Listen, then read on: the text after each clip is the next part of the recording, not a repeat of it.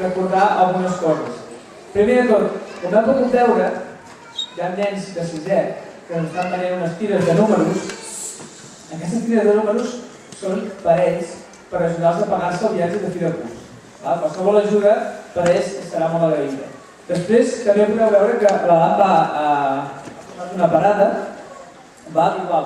Els diners sempre són destinats per als vostres fills i filles, per pisades, per qualsevol cosa de material, per activitats, d'acord?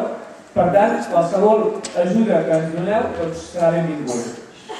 Després, abans de començar, us he de recordar que avui estem en un teatre, i que el silenci forma part de l'espectacle. Per tant, es pot aplaudir, es pot els nostres fills animar, però hem de respectar molt el silenci perquè aquest any hem fixat a 4 presentadors, 2 presentadors i 2 presentadores, que han preparat un guió molt, s'ho han preparat això, molt bonic, i seria ideal que respectéssim els seus espais. D'altra banda, parlant d'espais, intentem respectar l'espai que hi ha entre nosaltres i els seients, les butaques. Amb què em refereixo? A que quan surti la vostra filla a cantar, no vingueu aquí a fer fotos. Ja sé que és molt exagerat això que dic, però podria passar. L'impuls emocional del meu fill, que dic, aquí fotos. No. Recordem que l'escola ha repartit fotògrafs que estan filmant l'espectacle, tot serà penjat a la pàgina web, xarxes socials, el que faci falta. D'acord? Res més, a partir d'aquí que gaudiu de l'espectacle i us poso amb els dos presentadors de l'Escola d'Oferit Mates. Gràcies.